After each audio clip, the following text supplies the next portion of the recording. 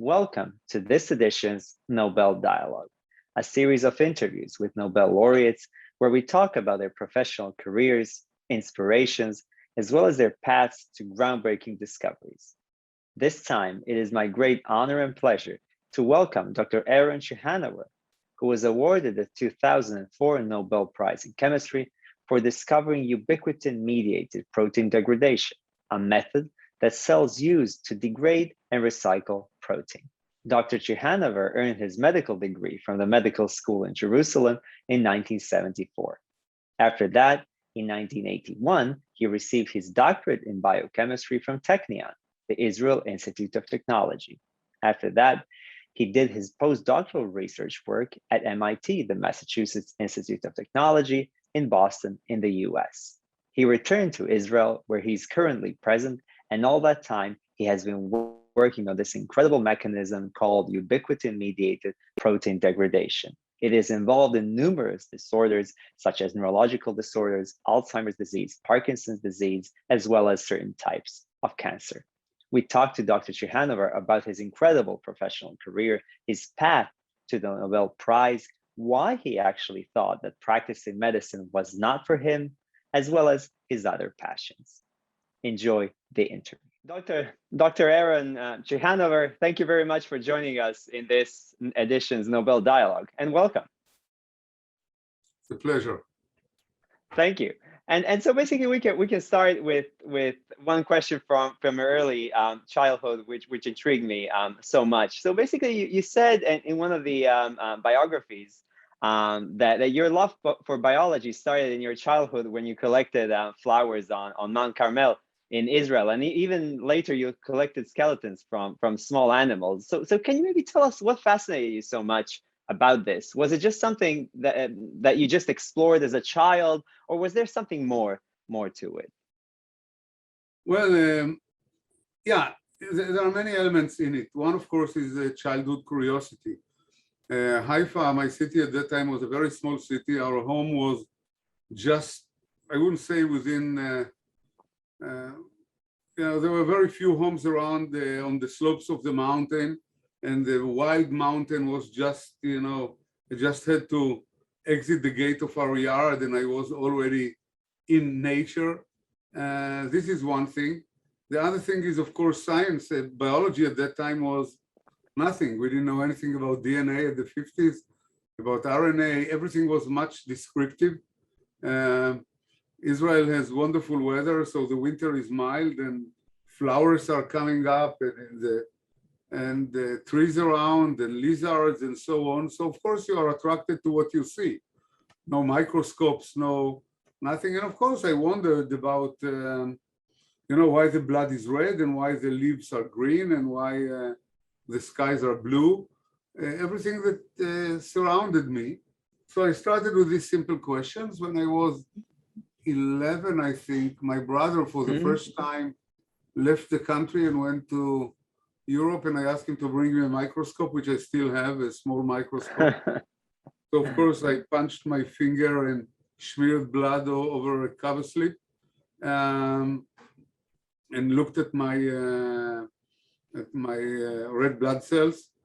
I did simple experiments with the onion. I kind of peeled the onion shell, which is kind of transparent, and I put it in water and I saw the cells are blowing out of osmosis. So everything was, I was very curious about nature. It didn't come easy because my parents, my mother was an English teacher, my father was a lawyer, my brother is a lawyer. So I was kind of the semi-black sheep in the family. But yeah, I was attracted to the simplest phenomenon in nature that I could, explore and give answers to myself. And then I went on to study biology, to major in biology in high school.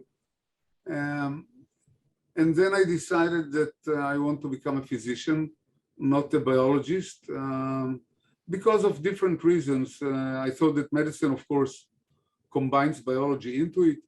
And also in Israel, it gave me an opportunity to study before my military service, because in Israel there is a program that is called the Academic Reserve. So for profession that the Army need, you can go and study before you start your national service and then come on and serve in your profession. And of course, they are interested in physicians rather than in biology. So I wouldn't say that I was forced to medicine, but you know, there are circumstances. You're living in a country that has a culture, that has obligations and so on. So you are accommodating, and I started studying medicine. But then after 4 years, in Israel, the medical studies are different than in the United States. Because in the United States, you are going to a pre-med and med. In Israel, you are going directly to a 6 years medical school. You don't need a pre-med education. Now it's a little bit changing, but at that time, not. But after 4 years in medical school, I thought that I'm still missing biology. And I thought naively that in medical school, you are studying to, you know, to diagnose and treat diseases, but don't study why diseases start from the very beginning, why they are diseases. And when you are seeing the patient, it's much too late. Any patients almost. You're seeing a patient. You are a medical student? Yeah, I'm actually a physician. I finished medical school, so. So when you are seeing a patient with a myocardial infarction, it's already done. You know, the coronary arteries are occluded with cholesterol. When you are diagnosing cancer, in some cases it's lost, like, you know, pancreatic cancer or glioblastoma.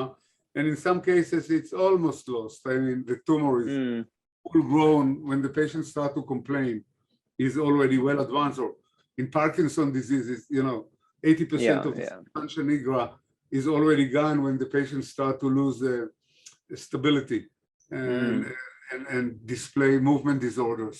So I wanted to understand. It was a very naive thinking. So I took a year off, and I thought biochemistry will give me the answer. And I worked on fatty liver and so on. And then, of course, I graduated medical school at the end. And I even started my residency in surgery. Because I still was kind of hesitating between practicing medicine but then I really realized that medicine is not for me. And I went to a PhD with Avram Hershko, who is himself a physician. And he just came back. He was a young assistant professor just coming back from the United States from a postdoctoral fellowship. And we assumed that there is what is now known as the ubiquitin proteasome pathway. We didn't know anything about ubiquitin or proteasome. We assumed that there is a selective proteolytic system. And the rest is history. So I flip-flopped. Started the childhood flip-flopping again, flip-flopping along being a youngster and then settled down. Yeah. Isn't that a fascinating story? I mean, just listening to it, it's pretty fascinating.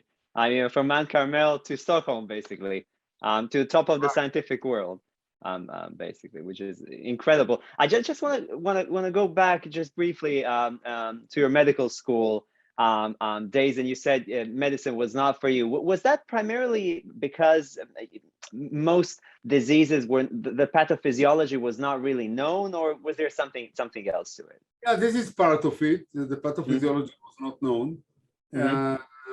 You know, people knew nothing. You know, remember when you studied myocardial infarction, I don't know, because you are much younger than I am. There were all this classification of hypercholesterolemia by Fredrickson. Nothing was known. You know, Brown and Goldstein were not in the arena at that time. We knew nothing about LDL receptor, about the mutations, about anything, about the whole pathway that they discovered. It looked to me like very primitive. You know, we knew phenomenology. We didn't know mechanisms. Certainly, you know, DNA sequencing was not there. We couldn't identify mutations. You know, genetic diseases looks like punishment from heaven. I mean, like, that's it. And we called it genetics, but we didn't understand what is it. You know, when I was a postdoc at MIT, you know, the first mutations were discovered with DNA sequencing. I remember very well, you know, the mutation in the KRAS oncogene was discovered by Hal Varmus and Mike Bishop and Bob Weinberg. And then the CF mutation, one of the CF mutation, I don't remember what it is. It's a phenylalanine. It's one deletion of an amino acid at position 700. Was discovered by in Canada, and there was the science cover. Lapsi Chui discovered it. He later on went to Hong Kong. He's a Chinese. And Batsheva Kerem from Israel, she was a postdoc there. And it was the very beginning of understanding of mutations, and everything was phenomenology. And it bothered me a little bit. And of course, what I told you, that when you see a patient that complains, he is already deep into the disease. Yeah.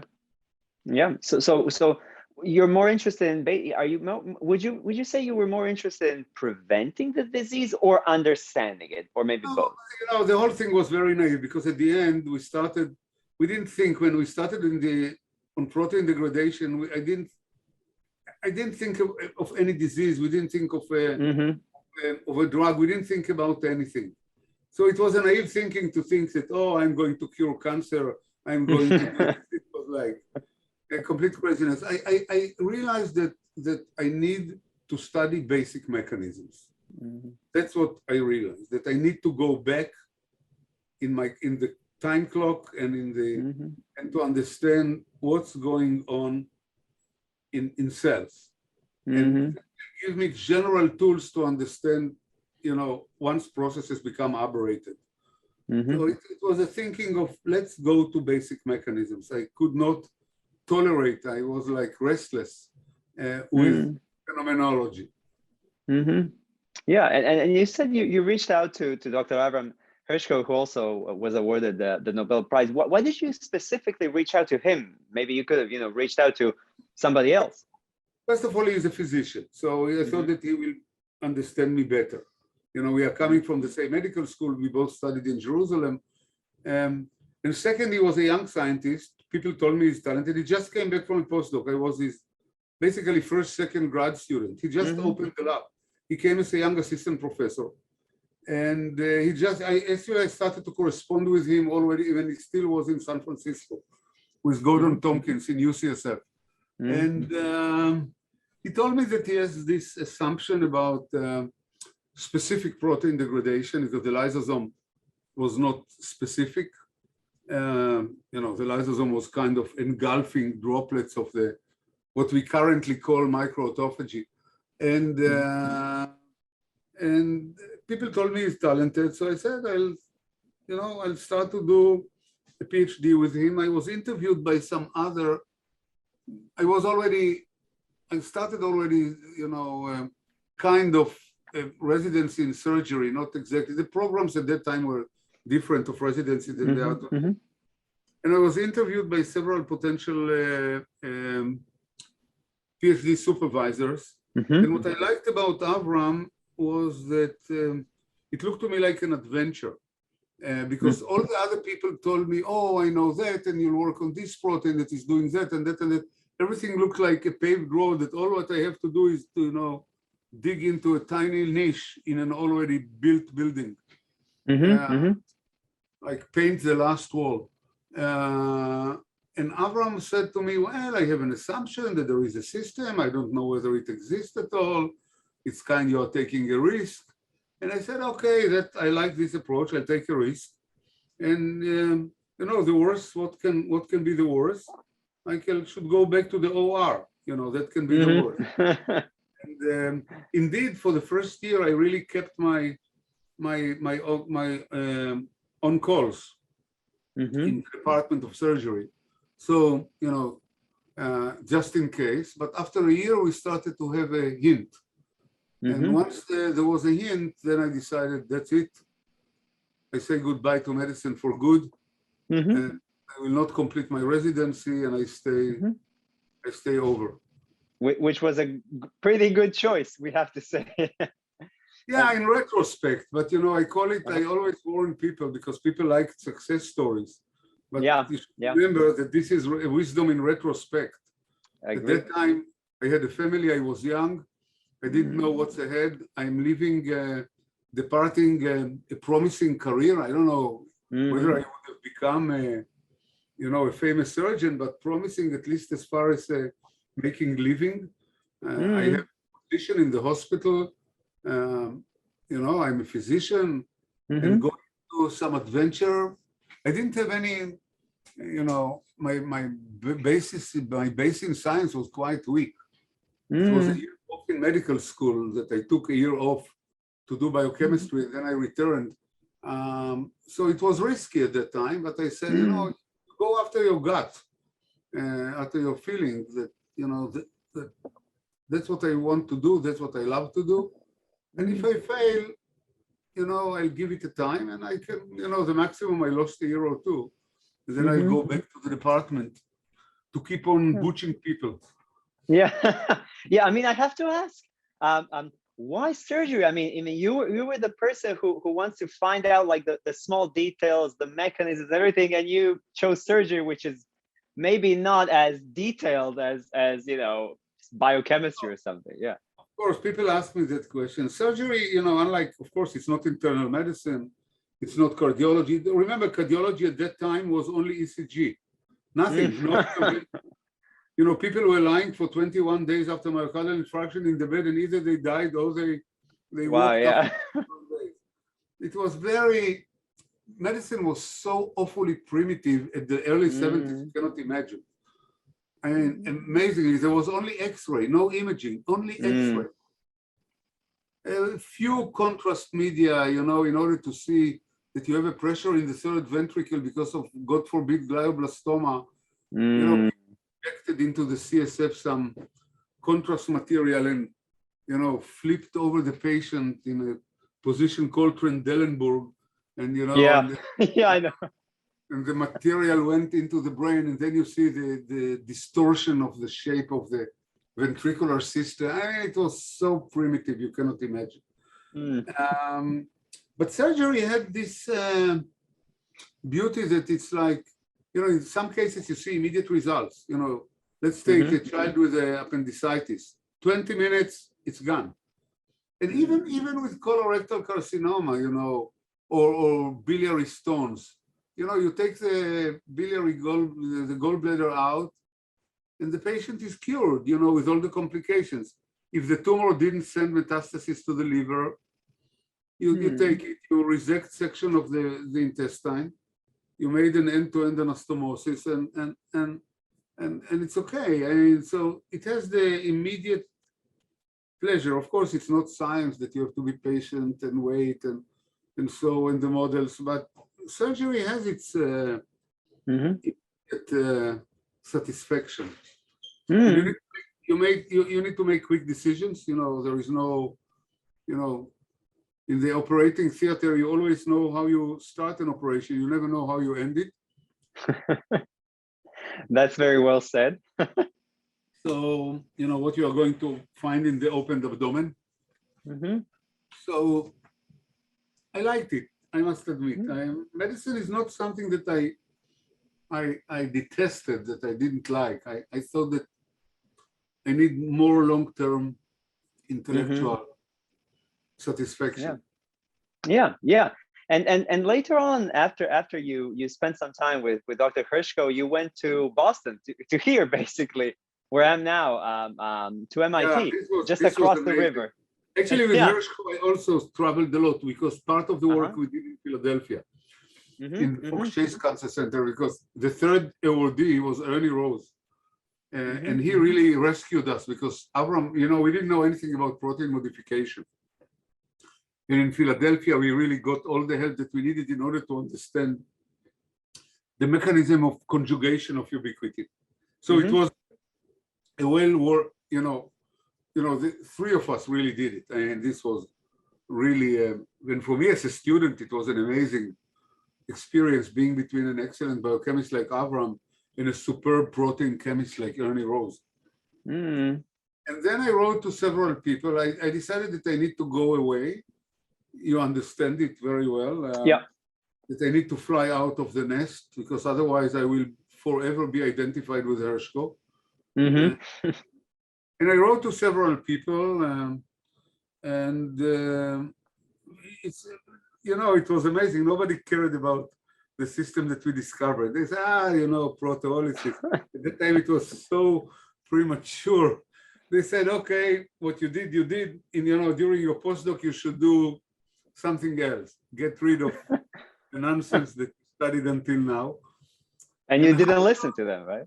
And Harvey Lodish was very open, I must admit. He's a great guy. I have a lot of admiration to him to this very day, and we kept our relations all along. He's on the other side of the river from you, and still there.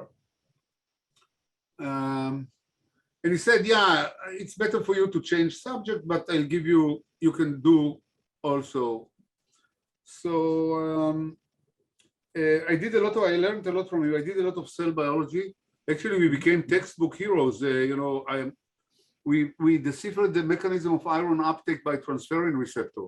Once the transferrin receptor binds to the cell, how it delivers the iron into the cell, binding to ferritin, and then the recycling of the transferrin receptor. The paper is cited hundreds and hundreds of times. And it's in textbooks and, of course, in Harvey's textbook, of course. The time at MIT was amazing. And this is an amazing institute. I tried Harvard later because I have many friends at Harvard. But MIT was really, I mean, a mecca, a temple of science. Yeah, it's incredible, yeah. I think that it has some advantages over Harvard. Atmosphere is much more collegial and less competitive. You're able to move between groups. It was excellent. And then after 5 years at Boston, I returned to Israel. And here I am still. Yeah, and I just wanna ask. So you told me how MIT influenced you professionally, but how did life in the US influence you personally? Did it change some views maybe that you had? First of all, MIT is super. I mean, you meet people, just in our lab, another guy got a Nobel Prize from the lab, Jim Rothman. Oh, yeah. So you can imagine, another one became a member of the National Academy, Charles Zucker. He's now in Colombia doing fly genetics. He deciphered the taste mechanism and identified novel taste receptors. The lab was amazing. The people were, I mean, unbelievable environment. Not to say the surrounding, I'm not talking about the lab. Alen Schwartz was there. You don't know him. Alen was a hem-onc. Many of the hem-onc people at Harvard came to work, the pediatric hem-onc, came to work at Harvard, including David Nathan and Stu Orkin, and all these people I came to know during my stay at MIT. So the freedom to work at MIT, and so I did a lot of cell biology, plus I did ubiquitin. I met there Alex Warshawski, and we identified the first ubiquitin cell mutants, which are cell cycle arrest mutants. And then, of course, the immediate conclusion was that the ubiquitin system is responsible, among other things, also for regulation of cell cycle. So, to sum it up, I would go again to become a postdoc. Somebody should take care of the grants, and I should do the work. Well, great to hear that. So I have a question. Since you had such an amazing time, you went back to Israel after 3 years. Why didn't you stay here? It was a consideration, I must tell you, and there were offers, and quite good ones. Harvey supported it very much. But it was family decision. I still have the same wife, and she's a physician too. She studied at Harvard School of Public Health. She did She did an MPH. She's a physician. She did an MPH on the aged patient in the community. Actually, they opened it. It was so amazing. They didn't have any program on aging at Harvard School of Public Health, so they tailored for her a special program. Amazing that they don't think of the age, but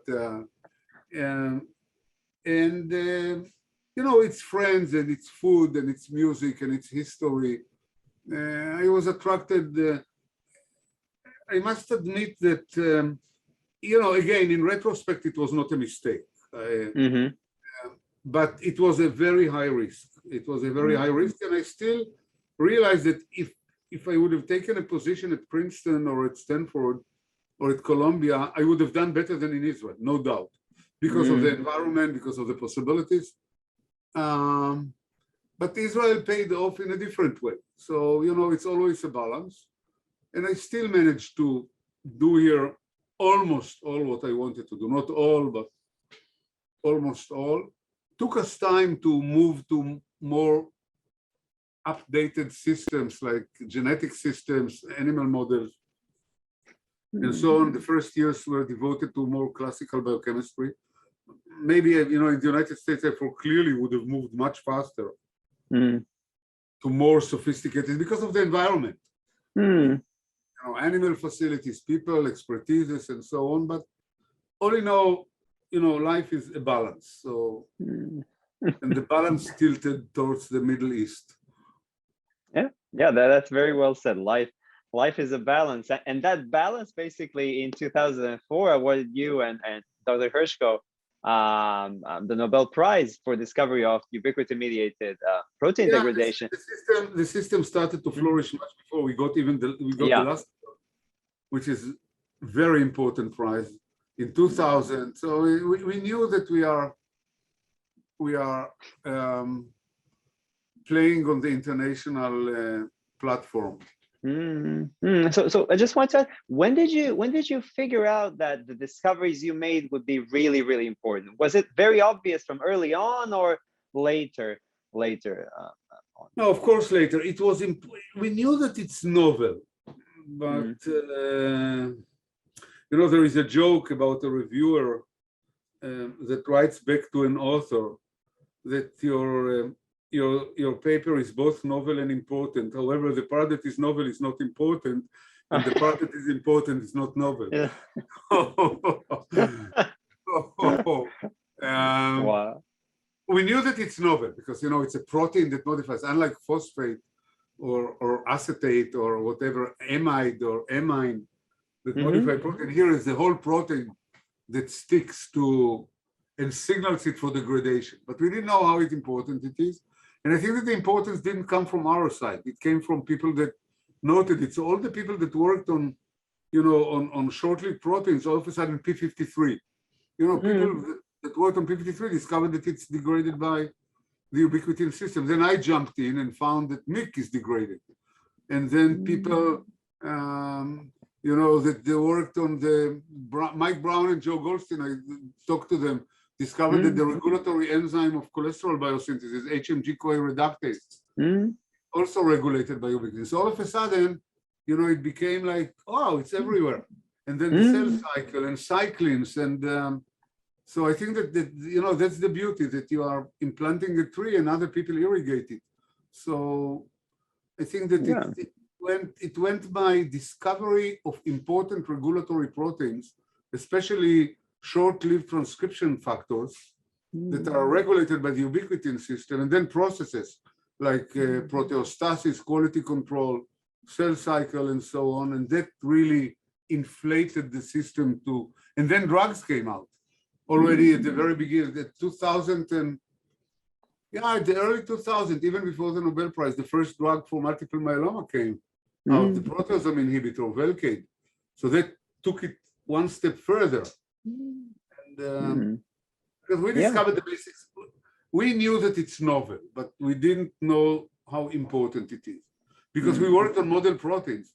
Actually, we took extracellular proteins like BSA. You know, my substrate, my most favorite substrate were two extracellular proteins, one, you know, BSA and lysozyme, which is an egg protein.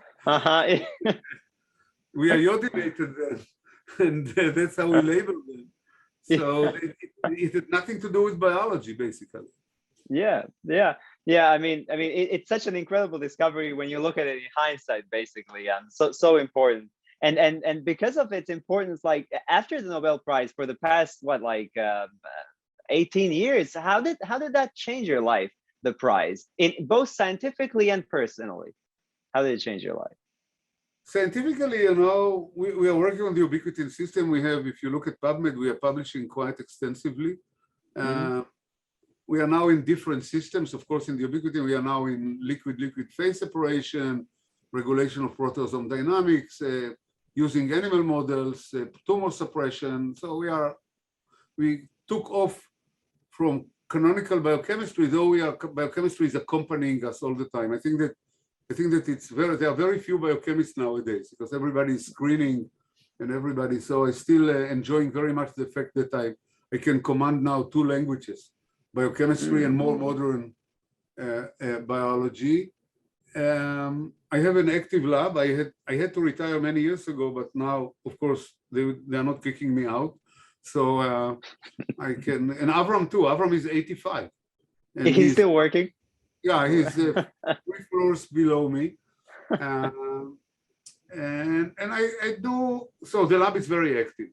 We have grants, we have, so we have excellent students around, postdocs, physicians, and the PhD students. So that's on the actually now we are having a new drug for cancer that we're very close to clinical trials now. We established a company, but so that's on the scientific side. On the personal side, you're happy one day, you're happy the second day, and the third day you go back to work. Though I started to leverage my so-called position for things that I like to do. So I'm the president of the Israel Cancer Society, philanthropy to the university. I'm building now a big comprehensive cancer center here. So I'm using my position to move subjects that are close to my heart, that I understand more in them, helping NGOs that are related to health and medicine, helping people that are in trouble as much as I can help. Now I'm involved with the Ukrainian refugees here. So that's what I'm doing, but mostly, of course, science. I mean, the lab takes most of my time. I think that I was lucky because I know many of the Nobel Prizes that are of the living ones. The Nobel Committee, unfortunately, pushes up the age of the laureates, which I don't think is right. I think that younger people should get this recognition because then they can serve as ambassadors for science. Yeah. Of course, some of the people are blinded by the prize, so they stop they stop working. I'm traveling a lot. Yeah, I used to travel. The pandemic really grounded me, which is great because I devoted time to the lab. So the last 2 years have been excellent. So once now I start to travel again, I will do it to a much lesser extent. So that's it, but the lab is still the center of my activity. Yeah.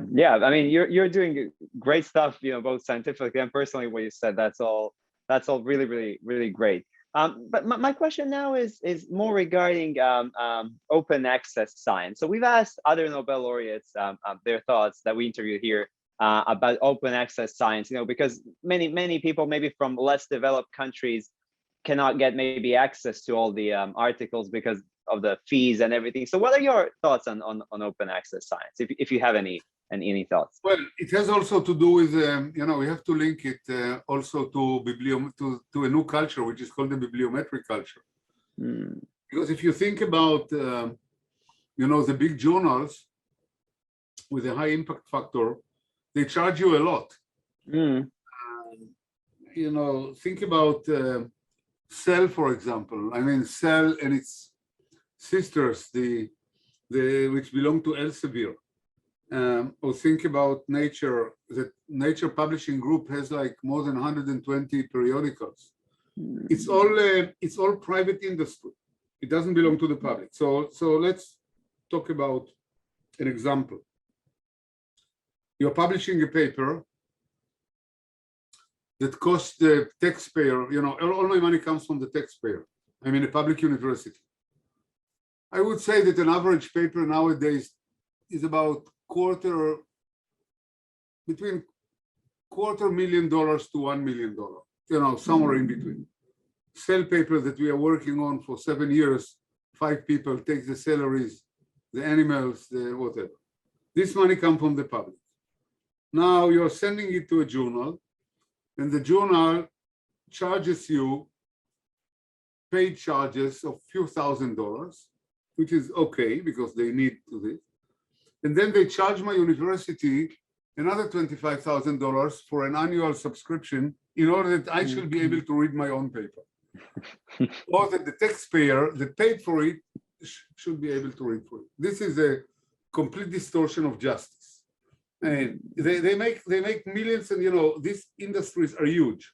I'm not talking about professional organizations that are using like PNAS that belongs to the National Academy, or JBC that belong to the American, to different societies or science.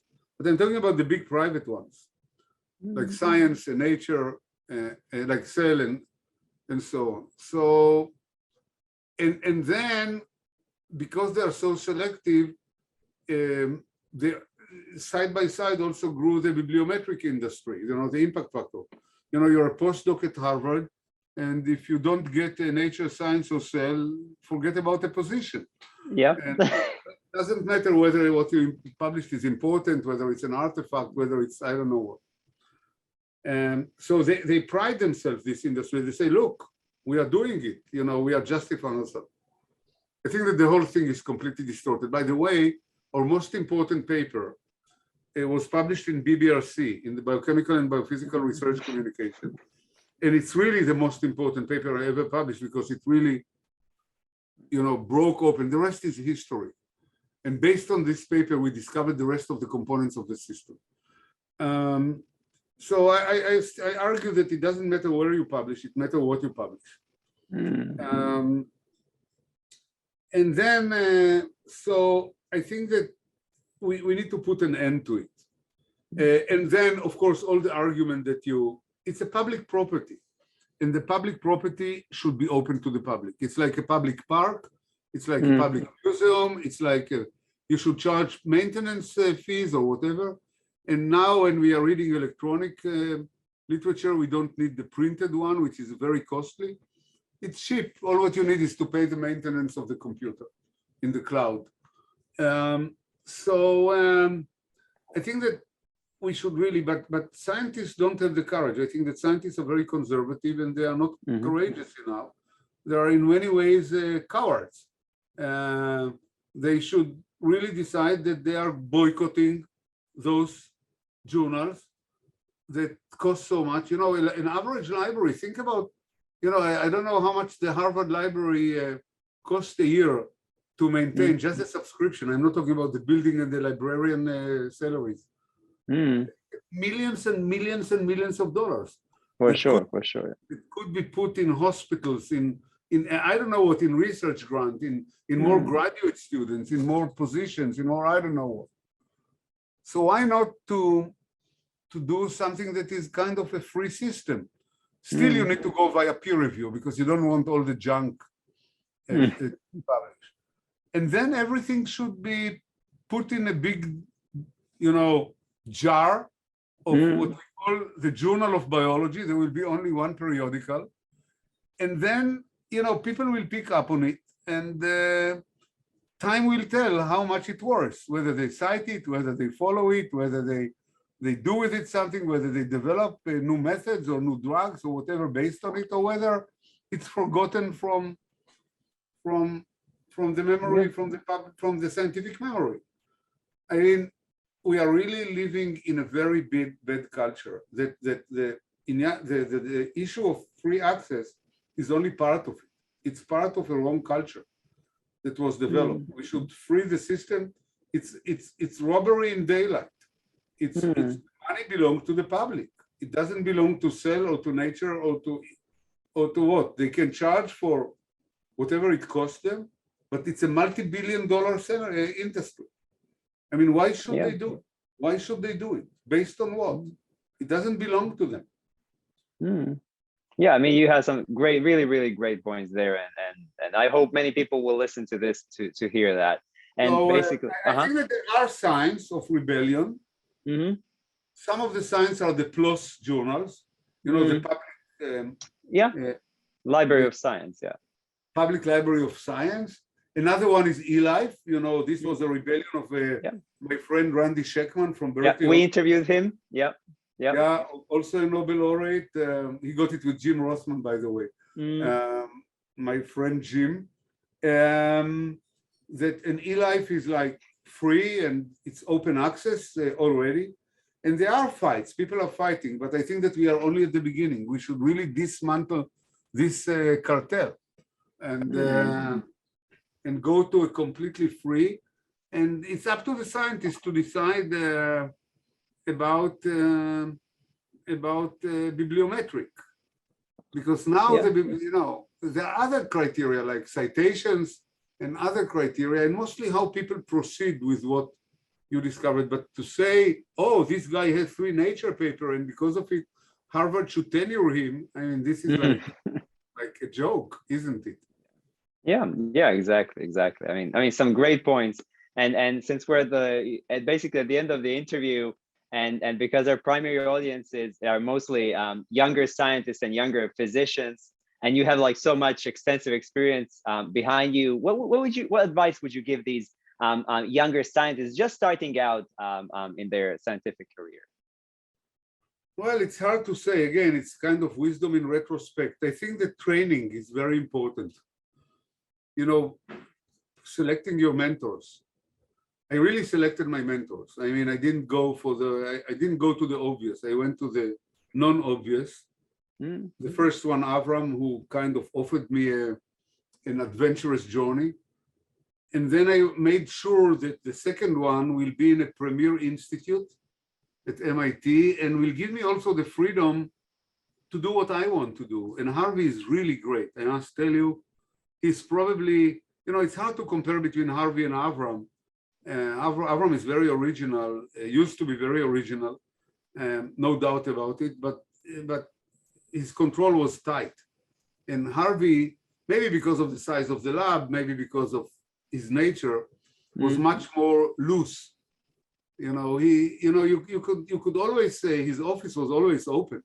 So you could always step in, he will never come to you, to nudge you. Or he was kind of walking among the bays, in between the bays. The lab had a central corridor and then the bays. Yeah, just like mine. Yeah, just like, protruded. And he said, hey, Aaron, anything new? So you could tell him no, and then he would keep on walking. Or you could tell him, yes, I have something. He said, come to my office. And so I think that this type of, maybe at the beginning I needed more tight control, but then he gave me the freedom to connect with everybody, to go to Alex Warshawski, to work. Actually, I worked with my papers in Alex lab were with a very good friend who is at Harvard Medical School in cell biology, Dan Finley, Daniel Finley. I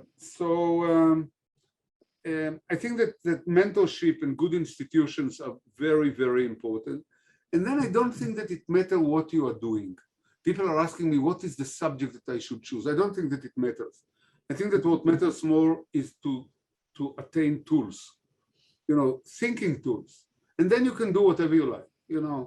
I started with purifying ubiquity. Now we are thousands of miles away from what was my start in animal models, genetics, everything. I mean, it doesn't matter. I mean, you need to be in a place where your curiosity is stimulated, where you are learning to ask questions, to judge yourself, to have an appropriate insight. And that you can get in good places. That you can get, you are attaining good taste. That's what you have to do. This is, I think, and of course, you need to be hardworking. That's, of course, you need to love what you do. And then last but not least, this is something that I cannot tell you what the recipe is because I simply don't know. It is called luck. You need luck. But I mean, who knows? But even about luck, I think that I heard it from Mike Brown. He said, no, Joe Goldstein actually told me that even to win the lottery, you need to buy a ticket. So, so even for luck, you need to be proactive in a way. So I mean, you go ahead. But mentorship is critical. Mentorship in good environment is really critical, and certainly Boston is one place to be, no doubt. I mean, it's an amazing place, amazing institution. Both Harvard and MIT. No, there are other places too, Boston is clearly one of the meccas of science, no doubt. Yeah. And my final question before I let you go is based on all the advice you got, could you single out one piece of advice that really stuck with you through your whole life that somebody gave to you? I think that it was my father that gave me an advice, and at that time I didn't understand it. Mm-hmm. And what he told me, I was a kid. My parents died when I was very young. He told me, always be a human being, because wherever you go, somebody will know you. So I think that, if I started to think about it much later in my life, about being a human being. I don't pride myself. I think that, I never underestimate anybody that I talk to. There are people that were much more talented than I am. I was lucky, of course, in many ways. I was hardworking. I hope I contributed a little bit of my intellect too.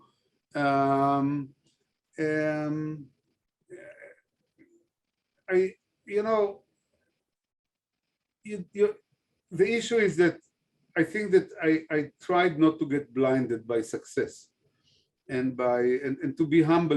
Nature is so much more complex than we don't understand anything. Medicine today is such a poor profession that it's unbelievable.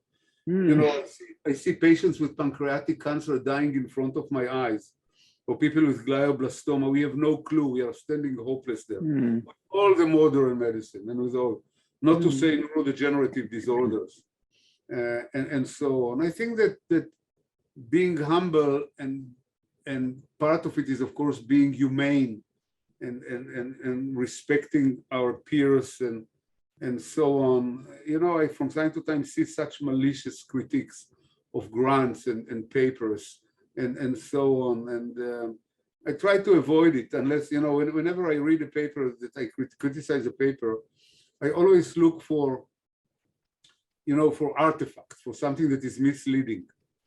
And if there isn't, I say, let it go in. And time will tell. Well, why not? Let's use time. We are not even wasting printed paper anymore. It will sit in the cloud. If people think it's important, how can we predict that the paper in BBRC that was published in '78, the reticulocyte has a proteolytic activity to degrade BSA, a protein that it has never seen in its life, will ever evolve into something? Yeah. We don't have this power of prediction, so we should be very, very humble, and towards our peers, towards our nature, towards what we see. We don't want to mislead people, but I think that we should give nature the respect that it needs in order to show us its power. And I think that this is something, it's maybe hard to people to digest. Maybe I say it out of my decades in science and knowing my peers and knowing the scientific community and traveling all over the world. But we are still far away from understanding what we are and what ahead of us. Look at this. Look at this little nothing piece of DNA called coronavirus. What it can do. What it can do. And incredible. I mean, truly incredible. And I mean, based on your wisdom there, I want to end this interview on that great note. Be humble, stay humble, even in the face of success. I think that's a great message that you sent there. And Professor Ciechanover, thank you so much for this interview. It was a pleasure. All the best. Take care, Alen. Bye-bye.